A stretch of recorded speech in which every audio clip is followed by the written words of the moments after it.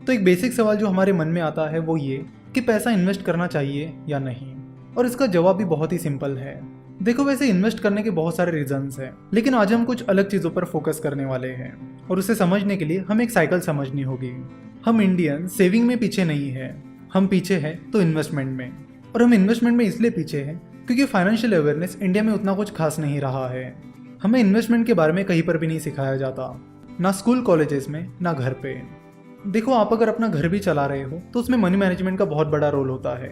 हम जितनी भी कई सारी चीज़ें करते हैं उनमें फाइनेंशियल मैनेजमेंट और मनी मैनेजमेंट का बहुत बड़ा रोल होता है, लेकिन हमें money management, financial management, investment, इनके बारे में सिखाया ही नहीं जाता। तो इन्वेस्टमेंट को पूरी तरह समझने के लिए हमें एक साइकिल को समझना होगा। हम देखते हैं कि हम में से ज़्यादातर लोग पैसा सेव तो करते हैं, पर वो इन्वेस्ट नहीं करते, घर में ही रखते हैं। पैसा घर में रखने की वजह से वो पैसा इकोनॉमी में फ्लो नहीं होता, जिससे ना आपका पैसा बढ़ता है, ना ही इकोनॉमी को आपके पैसे का कुछ फायदा होता है। तो अगर आपको अपने पैसों को बढ़ाना है तो आपको अपने पैसों को काम पर लगाना होगा।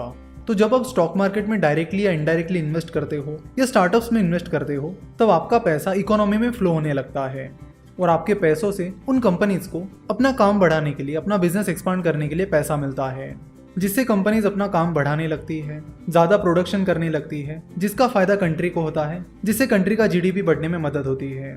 कंपनी जब अपना ऑपरेशन एक्सपांड करती है, अपना काम बढ़ाती है, तब लोगों को एम्प्लॉयमेंट भी मिलती है। तो कंपनी के बढ़ने से जिन लोगों को जॉब मिली है उन्हें सैलरीज मिलती है, तो उस सैलरी में से कुछ हिस्सा वो एम्प्लॉयज किसी कंपनी में या स्टार्टअप में इन्वेस्ट करते हैं, तो अगेन वो पैसा भी इकोनॉमी में फ्लो होने लगता है, जिससे और ज़्यादा कंपनीज को पैसा मिलता है और अपना बिजनेस बढ़ाने में मदद होती है।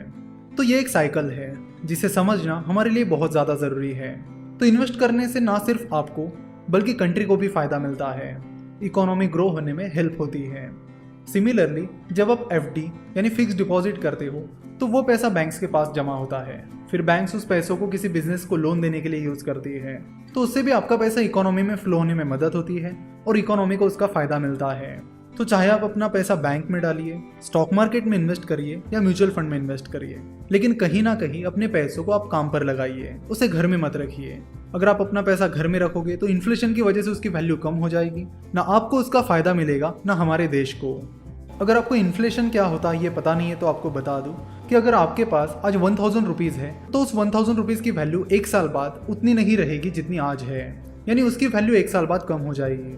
अगर आप 5 साल बाद बात करोगे तो 5 साल बाद और कम हो जाएगी, 10 साल बाद और कम हो जाएगी।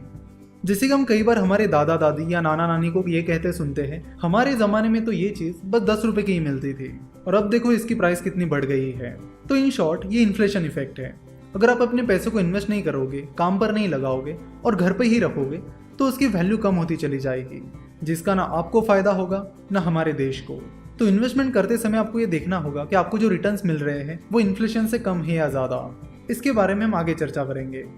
इन्वेस्टमेंट करने के लिए नेक्स्ट चीज़ जो आती है वो होती है फ्यूचर प्लानिंग, यानी जब तक आप काम कर रहे हो तब तक ठीक है, लेकिन जैसे आप काम करना बंद कर दोगे तो फिर पैसा कहाँ से आएगा।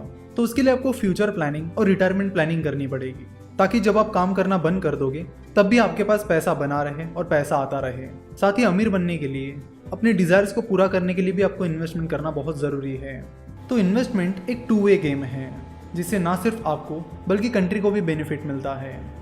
नेक्स्ट लेक्चर में हम कुछ इन्वेस्टमेंट स्ट्रीम्स के बारे में बात करेंगे, यानी वो कौन कौन से इन्वेस्टमेंट एवेन्यूज़ हैं जहाँ पर आप इन्वेस्ट कर सकते हो, कौन सा तरीका आपको सूटेबल हो सकता है और कौन सा नहीं। इन सब चीज़ों के बारे में हम नेक्स्ट लेक्चर में बात करेंगे।